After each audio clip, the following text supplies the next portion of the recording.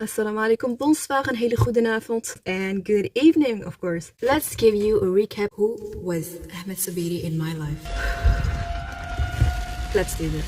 But I'm going to design this one a bit differently, and this one is for one of my best friends, Nisrin. Joyeux anniversaire, Habiba. So, where were we?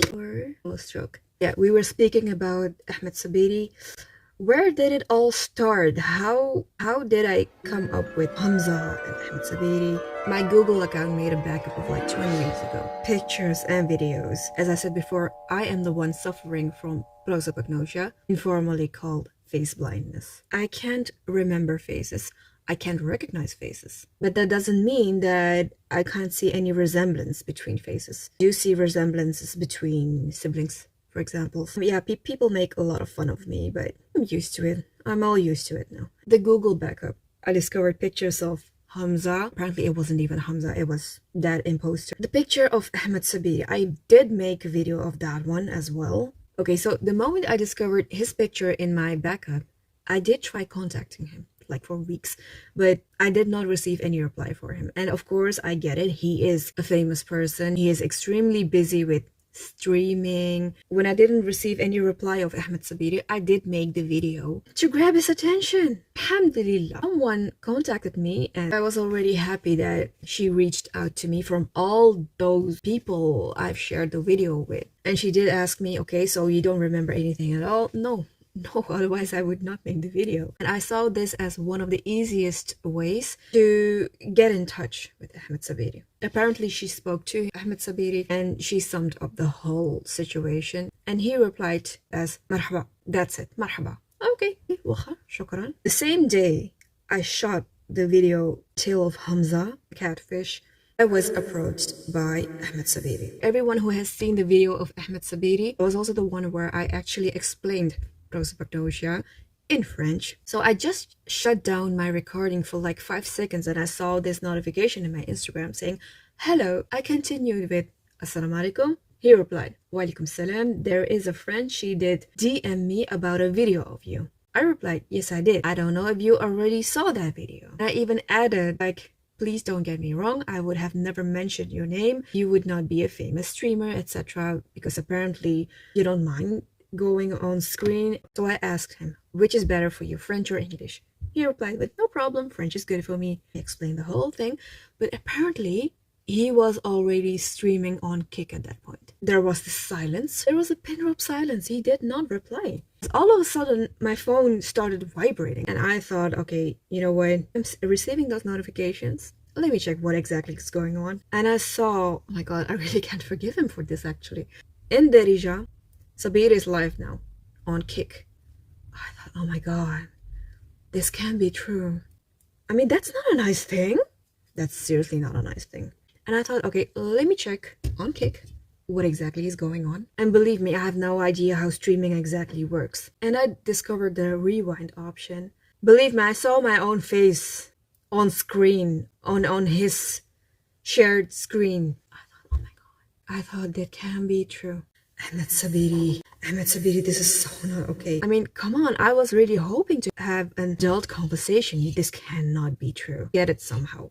Use his picture without asking his permission, but it wasn't to make him see like a bad person or something. No idea who he was. And I tried even to contact him, but the moment I won't receive any kind of reply from you, yeah, I have this different way to reach out, and it worked. Apparently it did work, but come on, boy. And I saw in the streaming he did not say anything bad about me, I guess. As far as I have understood, his reactions were a bit, teeny tiny bit too much. The thing which irritated me the most was that one of those dreris started speaking about me in the chat because all of a sudden I saw hundreds of views on my Instagram account. Once again, that was the very same day I shot the video about Hamza with a very small clip of Yusuf Safwani's video, and I'm really thankful to him. But those dreadis, I don't know what they understood about the whole English language. He said something similar like, don't believe this girl because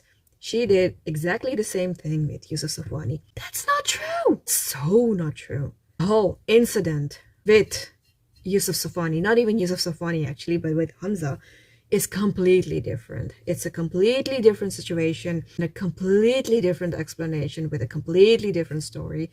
Nothing to do with Ahmed Sabiri, or nothing unlike situation. The picture of Ahmed Sabiri is from 2015. Ahmed himself did admit that even he does not have his own picture anymore. What would I do with a picture of him that he has not in his own position anymore? So come on, guys, use some brains. So yeah, guys, you tell me, what would I do with a picture of Ahmed Sabiri, which he does not have in his own storage anymore? That would be weird, right? So if you think about it really logically, the whole situation of Hamza is completely different than Ahmed Sabiri's. Well, okay, so we were in conversation back then, and I did speak to him about this whole streaming session he did on Kick, and apparently he received something back for it. And yeah, I'm sorry. Meshil Adab.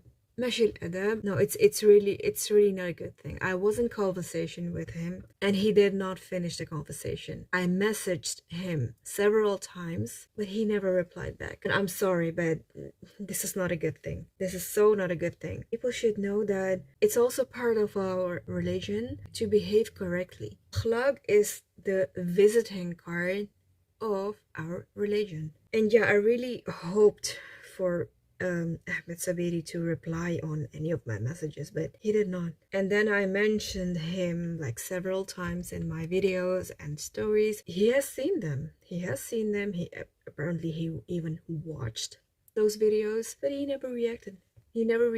And yeah, as I said, I really got disappointed in him, because I was really hoping to get an answer back from him with this whole situation, like, what was your picture doing in my storage, and are you the same boy who saved me from drowning? Come on, please. So I spoke again to my friends, like, this is what happened, and I wasn't expecting him to go on live streaming about me, but apparently he did this for the views. Apparently this is how he makes his money. I don't know. I was the one who was really expecting a mature conversation, and a mature conversation of two normal people who might get into a solution. We don't have a solution now, we don't have a conclusion now, nothing except for juice, gossip, controversy. Yeah, and as I said in my previous video, I wasn't expecting myself to become a juice channel, but yeah, I'm slowly becoming one, which is really disappointing, which is extremely disappointing. So I had conversations with my friends who were together with me in Marrakech during the drowning incident, and they told me when we were there in Oasiria, like, we were swimming in the deep side of the pool, and you were somewhere in the shallow side playing with kids. I looked at them like, are you sure I was playing with kids? I mean, me playing with kids?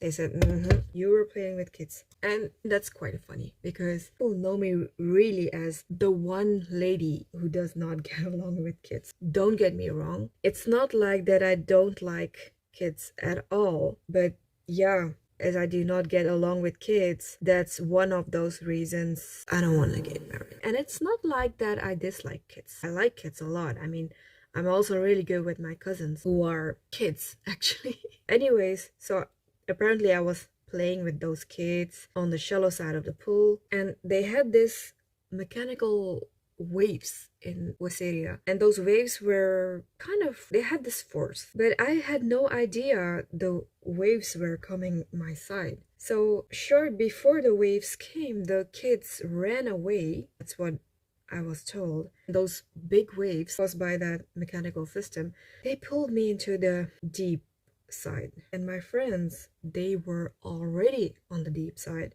and they saw what was happening, and one of those guards, maybe even two of those guards jumped into the water. Slowly they took me out of the water, and that was the day I decided to follow swimming lessons. It was quite a shame.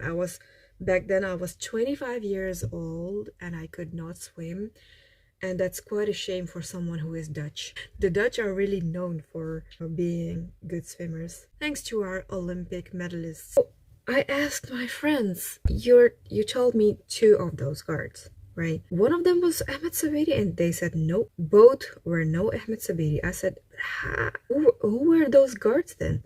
They said, okay, one of them was Anas. And the other one, we have no idea, because with Anas, we became friends with Anas. Anas even joined us to Agadir Beach. That's where we took some pictures, including my picture with the henna on my back. So I asked my friends, did I swim in Agadir Beach? And they said like, no. You were so afraid of the water. You did not even dare to dip your feet into the beach water. I said, okay, yeah, no.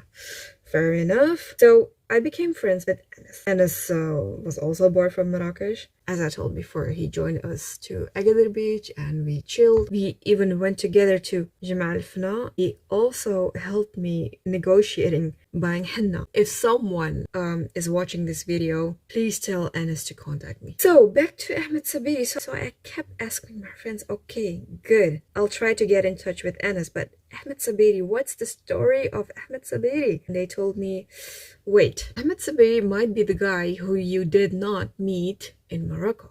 I said, but how you...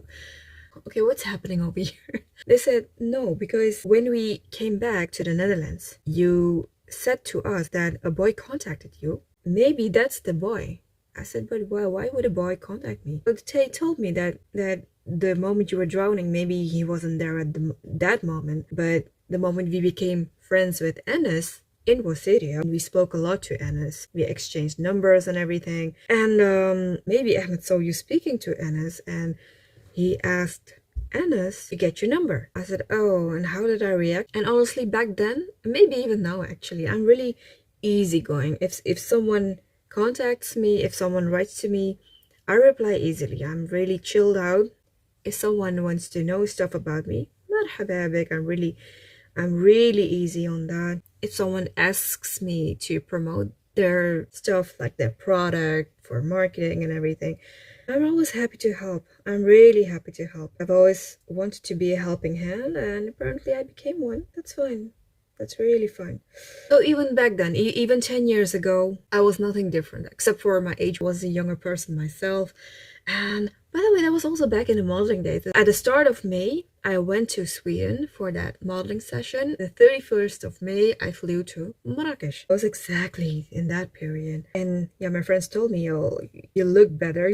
You were skinnier. Apparently, you grabbed his attention, which is, yeah, quite normal for every other younger person. And I thought that was sweet, because I've never been approached by men because of my face, how I look. So yeah, I could appreciate it. So if Ahmed really approached me for how I look, barakallah fik, and if he was thinking to get an entry to Europe through me, yeah, I get these boys. I mean, life in Morocco is not the easiest, of course. But yeah, as I said, I have no idea what kind of conversations I had with him. And this picture I used in my video, that's not the only picture, of course. So any other pictures, but I'm not going to share those. That's really private. That's really private.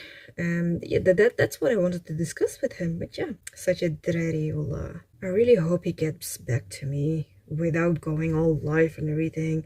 And if he wants to go live, I want to go live too. I'll ask for a stream off. So yeah, my friends told me that I spoke a lot to Ahmed in that period, but no one knows exactly why we lost contact. We had each other on Facebook.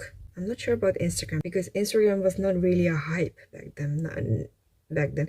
No, it is apparently. And maybe I even wished him on his birthday, which is, if I'm not wrong, the 23rd or 25th of July. That's exactly what I meant. I remember his name, I remember his birthday, but his face totally gone from my memory, totally disappeared from my memory. So that was the actual truth about Ahmed Sabiri, guys. Just kind of 50-50, because as he himself is not remembering me anymore. So yeah, even if our contact was romantically, apparently, I can't even remember, because as far as I know, I never had a boyfriend in my life. I've never been approached by any guy because of how I look or how I sound or whatever. No one actually approached me. Yeah, maybe it was once it was through conversation on Snapchat, and the other time was when I went actually to Morocco and I was walking with crutches, and yeah, somehow the guy showed interest. Not because of how I look and not because of my beauty, which is not there. Ladies and gentlemen, I'm completely aware of the fact that I'm not pretty, so no one can use that one on me. So yeah, I really want to know what happened back then. And I would really appreciate if Ahmed would really have a normal, mature conversation with me instead of doing all these hyped up live streams and everything. And I saw his last stream. What's exactly his situation now? Does he have a girlfriend now in Paris? I'm anyways happy for him. Really. How do you say it in Darija? Wallah, اسمح لي if my pronunciation is completely wrong. احنا بغينا الخير لكل شيء. I'm really happy for him for whatever he achieved in his life, even though I don't get this whole streaming.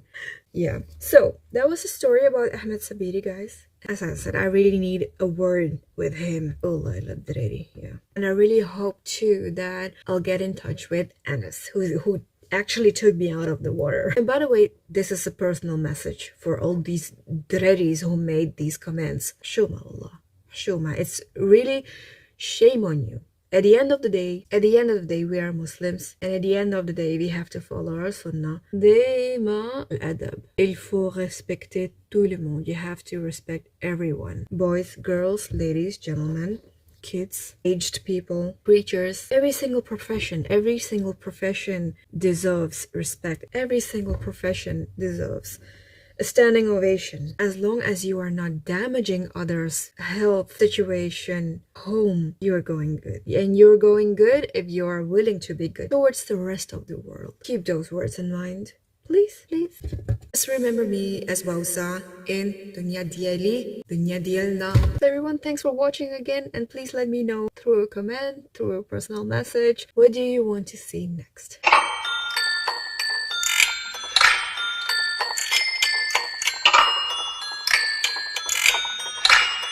Slamo.